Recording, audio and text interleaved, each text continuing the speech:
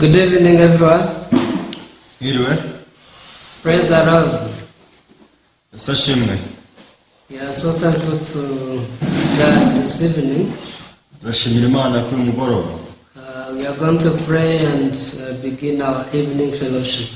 Dusenge dutangire amateraniro yacu umugoroba. Dear Lord, we thank you.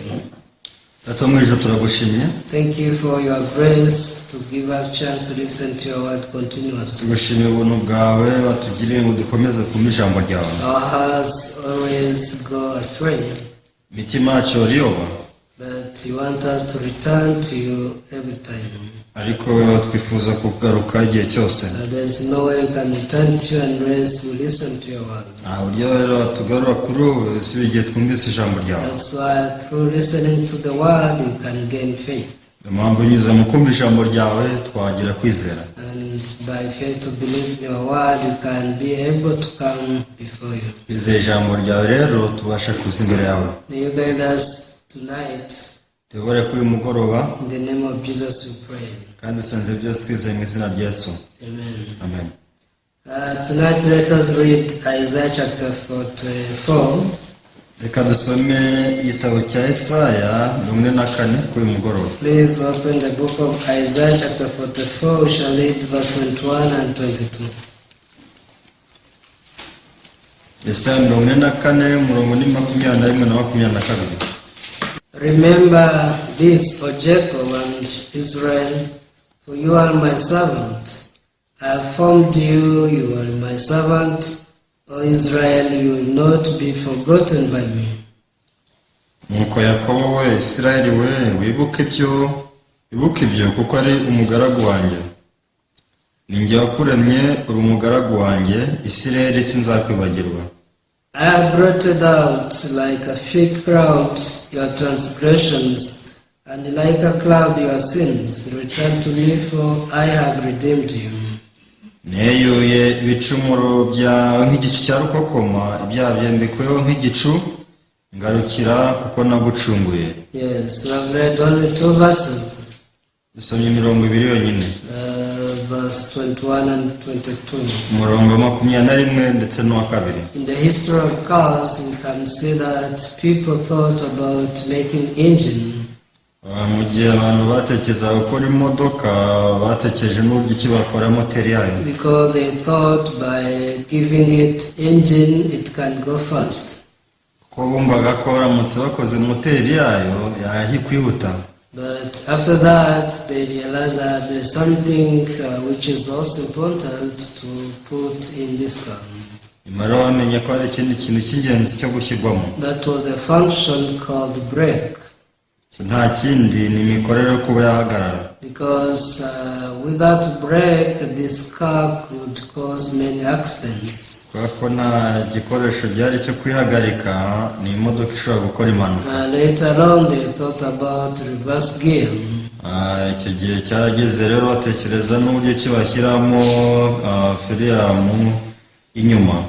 Because they thought that if a car can go back without just turning, it can be comfortable. Baravuze bati imodoka iramutse ishatse gusubira inyuma, ari uko gusa ibanje gukata byaba bibangamye. So by making all these functions and putting into the car was very comfortable.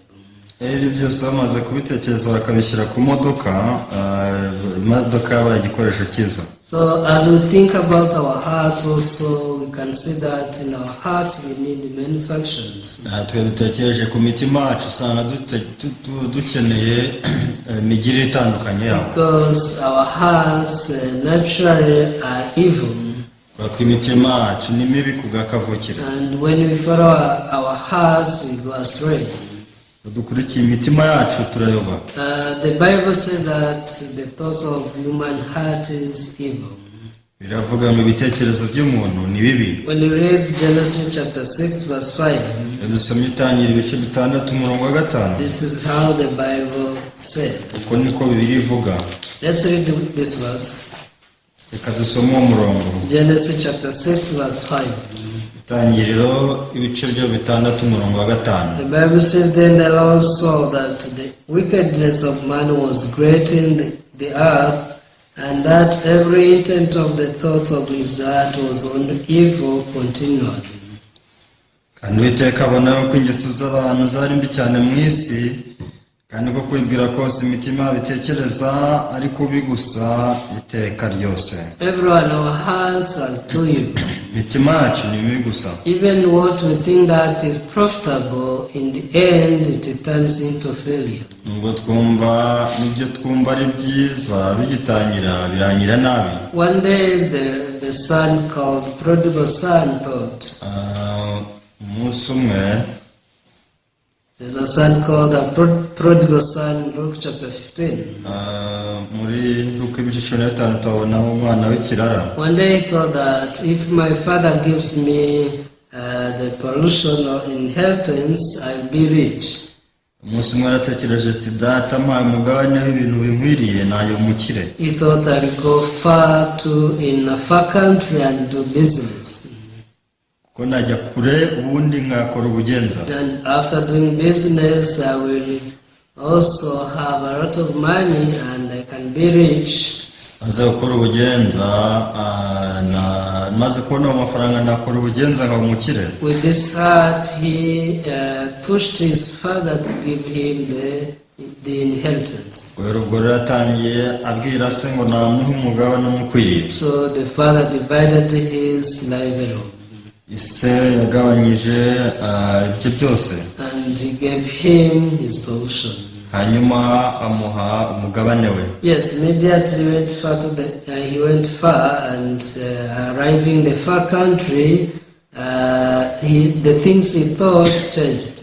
Uko niko yahereko ajya mu mahanga, hanyuma ibyo yatekerezaga byose birahinduka. To begin with, he thought, if I go there, I will do business and be rich. Igitangira yumvaga ko najya azakora ubugenza akaba umukire. But arriving there, what he didn't imagine started to happen in his life. Ariko ageze ibyo atigeze atekereza byatangiye kuba mu buzima bwe. He didn't want to spend his money just in Harrods, but he did it.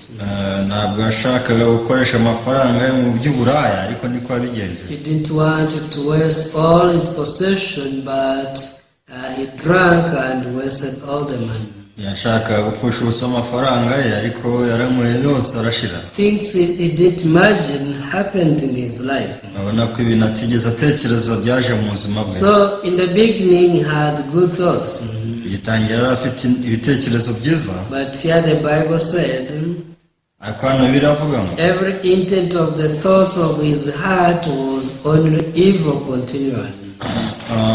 Kandi uko kwibwira kose k'umuntu k'umutima umuntu ubwira kose ni kubi kugeza iteka. Yes, this son thought he would be rich by just doing business. Umwana yatekerezaga ko azaba umukire kuko gukora ubugenza. He thought, if I leave my father, I can be richer. Akavuga ati nintandukana na data nzaba umukire. This is how he left the father.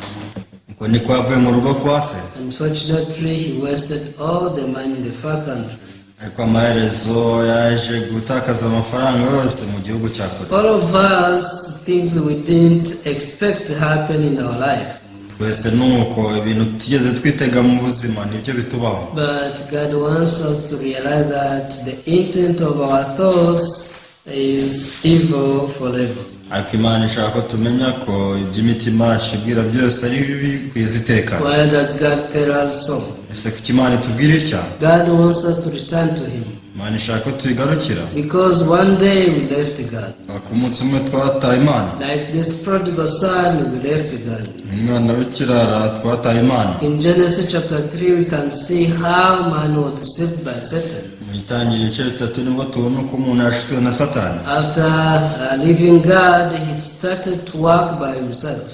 Amaze guta Imana yatangiye kwikorera. Yes, he tried to work, first of all, to cover his nakedness. Yagerageje gukora cyane ngo twikire ubwambure bwe. But the more he tried to hide his nakedness, the more he was fearful to stand before God. ahubwo yageragezaga gutwikira ubwambure bwe nibwo yagiraga impungenge n'ubwazo byo guhagarara imbere y'Imana. When God came to see him, ubwo Imana yaza kumureba he ran away and hid himself. yirukanse ajya kwihisha mu maso y'Uwiteka. So God asked him, where are you? Imana yari yatangiye kubaza ati ese urihe? He started to explain to God why he got fear. Tangira gusobanurira Imana icyatumye atinya. But God told him ariko Imana yamubwiye that iti is not true. ese ntabwo ari ukuri. There's someone else who told you that you are naked. hari undi muntu wakubwiye ko wambaye ubusa. It's not you who made you know that you are naked.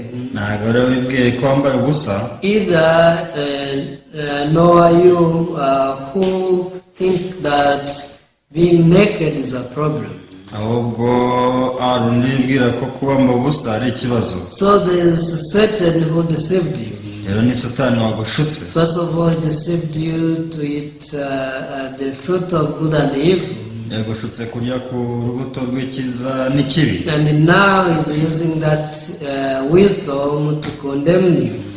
gukoresha ubwo bwenge kugira ngo agucireho iteka. So God tried to explain to Adam and Eve about the existence of Satan. Imana yagerageje gusobanurira Adamu na Eva kubaho kwa Satani. And in verse 21 Genesis chapter 3, God made them the tunic of skin so that he can clothe them. tangira ibice bitatu umurongo wa 21 Imana baremeye umwambaro w'impu irabambika. This is how God saved Adam and Eve. uko niko Imana yakije Adamu ndetse na Eva. But same to us. kimwe natwe. Even today God is telling you and me, umunsi Imana iri kumbwira we nawe, your thoughts are not right. ibitekerezo byawe si byiza. Your thoughts deceive you. ibitekerezo byawe birakubeshya. Your heart deceives you. umutima urakubeshya. How does Jeremiah chapter 17 say? ese Yeremiya 17 atubwira iki? Let's also read this verse in the book of Jeremiah chapter 17. reka dusome Yeremiya igice cya 17. Can read verse 5. reka dusome umurongo wa 5. Then we jump to verse 9. Jeremiah chapter 17 verse 5, jump to verse 9. Yeremiya 17 umurongo wa 5 dusome n'uwa 9. Here the Bible says, thus says the Lord, the cursed is the man who trusts in man and makes flesh his strength, whose heart departs from the Lord. uko ni Uwiteka avuga ati havuma umuntu wiringira undi muntu akishimira amaboko ye mu mutima we akimura Uwiteka. Verse 9, the heart is deceitful above all things and desperately wicked. Who can know it? umurongo wa 9 uti umutima w'umuntu urusha ibintu byose gushukana. Yes. kandi ufite indwara ntiwizere gukira. ninde ushobora kumenya ukuri? Yes, when you read this book of Jeremiah chapter 17, iyo dusomye igitabo cya Yeremiya igice cya 17 you can also see exactly how our hearts are very deceitful. dushobora kubona neza uburyo ki imitima yacu ishukana. And all intents of our heart is on evil. kandi ngo iby'imitima yacu ibwira byose ni bibi. So God is telling us that we should not trust in ourselves. bivuze ko Imana iri kutubwira ngo ntitukizere ibitekerezo byacu. We should not trust in our thoughts. ntitukizere ibitekerezo byacu. Whenever man trusts in his thoughts, igihe cyose umuntu yizera ibitekerezo bye, there is this result in verse 6. hari ikimubaho kuri umurongo wa 6. What happens? bigenda bite? The Bible says, for he shall be like a shrub in the desert, and shall not see when good comes, but shall inhabit the parched places in the wilderness, in a salt land which is not inhabited. azameze nk'igiti azameze nk'ukore mu butayu, kandi icyiza ni cyiza anazakibona, ahubwo azatura ku gasi ko mu butayu mu gihugu cy'ubukuna kidatuwemo. Everyone, this is what happened to every man who trusts in his thoughts.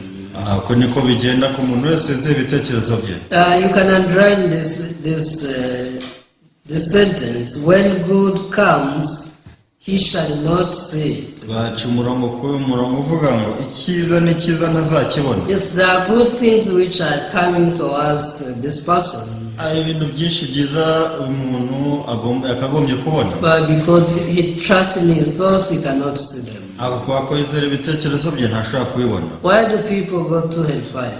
Ese niyo mpamvu abantu bajya mu rutazima Yet Jesus died for their sins. kandi Yesu arapfira ibyaha byabo. About 2000 years ago, Jesus came down in the world. Myaka irenga 2000 Yesu yaje hano mu isi. Now it's 2020 years. Washize imyaka 2020. So Jesus came down in the world and he came to save mankind. Yesu yaje mu isi kugira ngo akize umuntu. But Lord Jesus came, people still confess that they are sinners. Ako nubwo Yesu yaje hano bakomeje kuba turakora abanyabyaha. Why is it like this? Se kuki ari uko bimeze? These people are people who trust in themselves. Aba ni abantu bizera. Even though the Bible says that Jesus redeemed their sins. Ubwo Yesu abwira ngo yacunguye ibyaha byabo. Even though the Bible says that they are justified. Ubwo birivuga ngo baratsindishirijwe. Because they missed this first step to know about their hearts, they are deceived by their hearts continuously. Ako kuba ko batazi ishusho y'imitima yabo, ya mitima bikomeza kubabeshya. You should not trust in your heart. Rero nukwiriye kwizera umutima wawe. Because once you trust in your heart, there are good things coming towards you, but you cannot see them. Ako nizera umutima wawe hari byiza bikuza ariko ntuzabibona. God is willing to give you salvation. Imana ishaka guha agakiza. That is eternal life we received in Jesus Christ. Ubwo n'ubugingo wari twakiriye muri Yesu. God is willing to give you all good things from Him. Imana ishaka kuguha ibyiza byose ifite. But you know why you still have condemnation in your heart. Ako nandakiciraho iteka umutima wawe. You know why you still have complaints in your life. Ese si impamvu ukomere mu mutima wawe. The reason is one. Impamvu ni imwe. You trust in your heart. Nuko wizera umutima wawe. Your thoughts are more.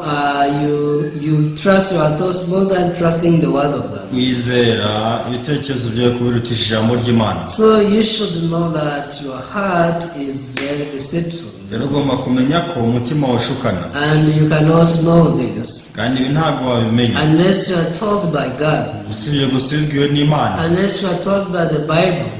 Ubibwiwe na Bibiliya gusa. Therefore, this Bible was written. Niyo mpamvu Bibiliya yanditswe. It was written for your heart. Yandikiye umutima wawe. So that you can know that your heart is on evil forever. Kugira ngo umenye ko umutima wawe ari mubi gusa iteka. Once you acknowledge this, umaze kubimenya, from then on you can trust in God.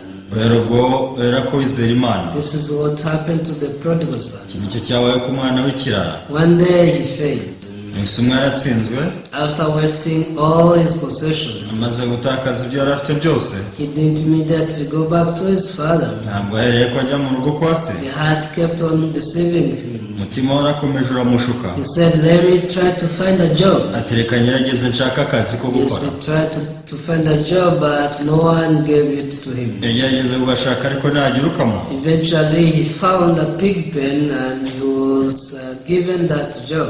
Amaherezo yaje kubona ikiraro cy'ingurube aba ariho ahabwa akazi. There he wished to eat the leftover of the pigs. Icyo gihe ngo yifuza guhazwa n'iby'ingurube zaryaga. But the Bible says no one gave him. Ako birava nta wabimuhaye. At that point he found that he is dying. Icyo gihe rero abonye ko nta kindi aho bagiye gupfa. He was dying with hunger.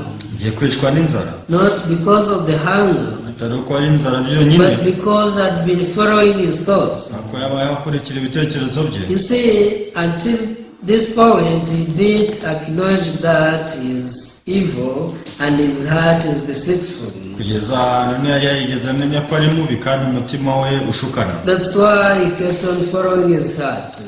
Niyo mpamvu yakomeje gukurikira umutima we. But one day he came to discover, Ako umunsi umwe yaje gutahura. if I keep on following my thoughts, I will die. Ati ninkomeza gukurikira umutima wanjye nzapfa. Definitely I will perish. Amaherezo nzarimbuka. So he decided to deny his heart. Nuko niko yahisemo kwanga umutima we. And he decided to go to his father. Ahubwo yahitamo kujya mu rugo kwa se. So he returned to his father. Rero yasubiye mu rugo kwa se. Because the problem was not the hunger.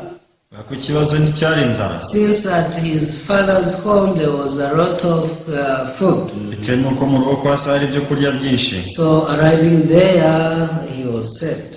yaramaze kugerayo yarakijijwe. He found that everything was prepared for him, Yaje kumenya ko ibintu byose Imana Isi yabimuteguriye. regardless on how he looked. Atitaye kuko yasaga. The Father prepared everything for him. Isi yateguye ibintu byose. That's why here the Bible said that there are good things before us. Niyo mpamvu hano biri kuvuga ngo hari ibyiza imbere yacu. But those who trust in man, those who trust in their thoughts, they cannot see them. Ariko abiringira umuntu bakizera ibitekerezo byabo ntibashobora kubibona. But those who deny their thoughts, Ariko abayanga ibitekerezo byabo they are able to see how God saved them. aba ngaba babasha kubona uko Imana yabakijije. They are able to come out from the deceit of Satan. Aba ngaba babasha kuboka igishiko cya Satani. Many people are deceived that if they try to keep the law, they can go to heaven. Abantu bagiye bibwira ngo bubahirije amategeko bajya mu ijuru. That's why they try continuously, Niyo mpamvu bakomeza kugerageza, but eventually they fail. ariko amaherezo baratsindwa. Once you fail and accept your failure, Iyo utsinzwe kandi ukemera ko watsinzwe, you can see how God prepared the new way. ubasha kubona uko Imana igutegura indi nzira nshya. When you read the Bible, there is a new way for us to go to heaven. Usomye Bibiliya usanga hari inzira nshya yo kujya mu ijuru. And this way, everything was done by Jesus. Iyi nzira rero nta Imana Yesu yaduteguriye byose. It's not that God is asking us to do something, Si uko Imana idusaba kugira icyo dukora, but God wants us to discover this way. ahubwo ni uko Imana ishaka ko dutahura iyo nzira.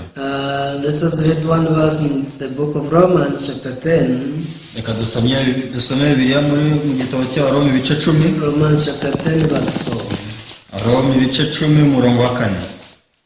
Yes. Romans chapter 10 verse 4 says, Abaroma ibice 10 umurongo wa 4 aravuga ngo, for Christ is the end of the law for righteousness to everyone who believes. biravuga ngo kuko Kristo ari we amategeko asohoraho kandi ni we hesha uwizera wese gukiranuka. Yes, Christ is the end of the law. Kristo ni iherezo ry'amategeko. What does this mean? Ese bivuze iki? Yes, one day God gave us the law.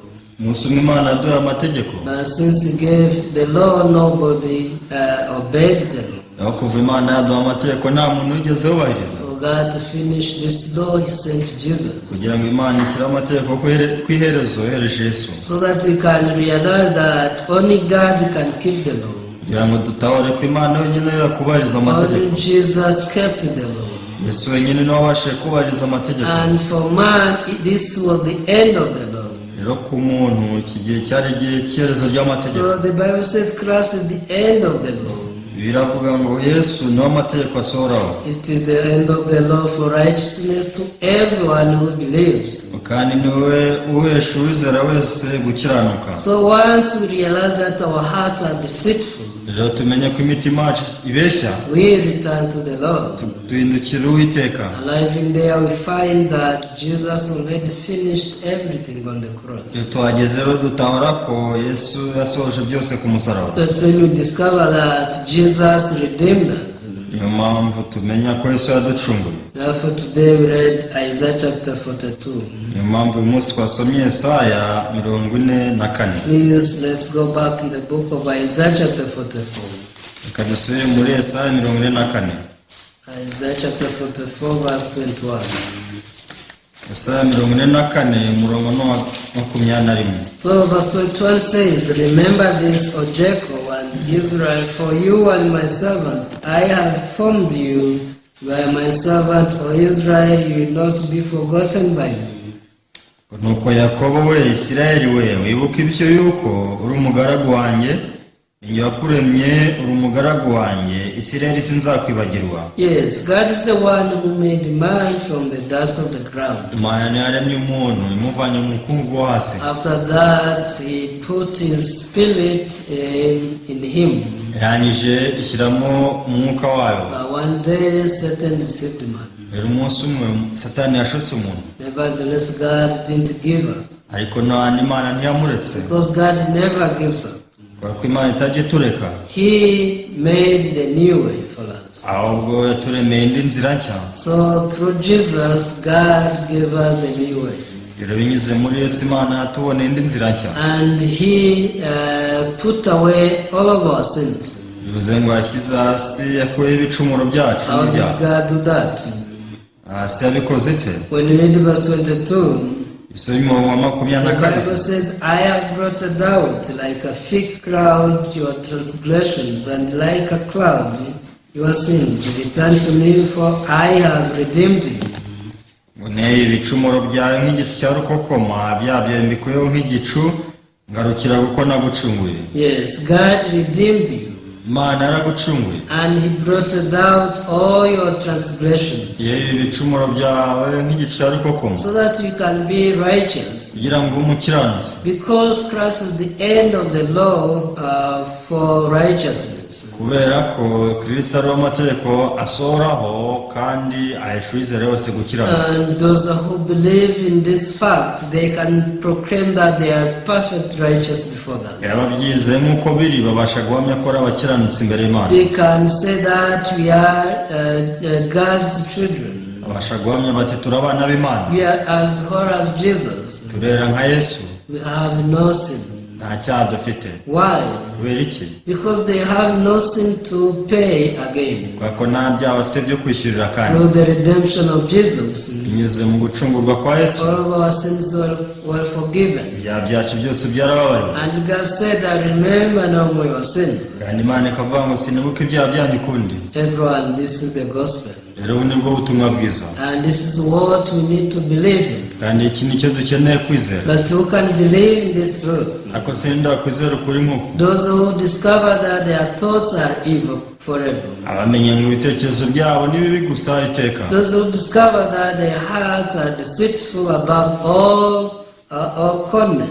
Bamenye ngo imitima yabo irashukana kurusha ibindi byose. To these people, they can see the good things coming from God towards them. Abantu nibo bashobora kubona bya byiza mu buzima bwabo. They can see how God is sending the wisdom to them. Babona uburyo kimwe Imana ikomeza kubaha ubwenge How bwabo. God is sending them righteousness. Uko Imana ibaha gukiranuka kwayo. How God is sending them the healing. Uko Imana ibakiza. And all good things from God, they are able to receive them. Babasha kwakira ibyiza byose biva ku Mana. But those who keep trusting themselves, Akaba akomeza kwizera. they keep saying, God, I'm a sinner. Komeza kuvuga bati Mana turi abanyabyaha. Please forgive me. Rwose tubabarire. Until they die and perish. Kugeza bapfuye bakarimbuka. So I want to read one verse and conclude. Reka nsome umurongo umwe dusoza. And the same book, chapter 43, Soma n'ubundi Yesaya 33, 43, verse 25. umurongo wa 25. Yeah, the Bible says, even I am he who blots out your transgressions for my own sake, and I will not remember your sins. Aravuga ngo ubwanjye ninjye wanagura ibicumuro byawe nkakubabarira ku bwanjye, kandi ibyaha byawe sinzabyibuka ukundi. Who blots out your sins Ese ninde ubabarira ibyaha byawe and your transgression? ibicumuro byawe? The Bible says, I, the Lord. Biravuga ngo ninjye ubwanjye. And in addition, God added, I will not remember your sins. Kandi ikiyongeyeho ni uko Imana ivuga ngo sinzibuka ibyaha byawe ukundi. This is the promise of God. Iri ni ryo sezerano ry'Imana. So once we receive the word of God, Rero twakira ijambo ry'Imana, in our hearts we gain the new functions. imitima yacu igira indi mikorere mishya. We gain the function of break to stop our thoughts. Icyo gihe tugira imikorere yo guhagarika kwizera ibitekerezo byacu. Even we can gain the reverse so that the time we need to return to the word of God, we can return. Kandi tugira imikoro yo gusubira inyuma kugira ngo niba ari ugusubira ku ijambo ry'Imana turigarukire. So from then on we can live as the servant of God.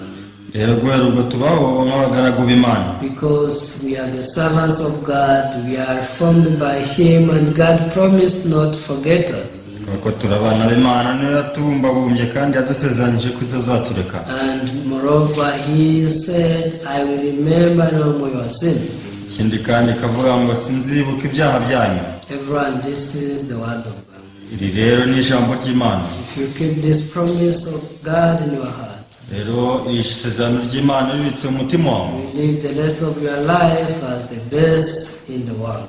bose ubaho nk'uwa mbere hano mu isi, Because you are one with God. wako ubaye umwe n'Imana. God who is able to help you. Ya Mana yiteguye kugufasha. God who is almighty. Mana ishobora byose. So this is God we believe. Rero niyo Mana twizera. God who put away all of our sins. Imana ikuraho ibyaha byacu. God who made us righteous. Imana yaduhinduye abakiranutsi. God who remember no more our sins. Imana itibuka ibyaha byacu kundi.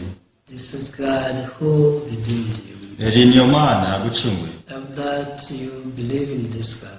Ingiye ko wakwizera Imana. Don't believe in your thoughts anymore. Rwose ntukizere ibitekerezo byawe kundi. Don't trust in yourself. Ntukizere.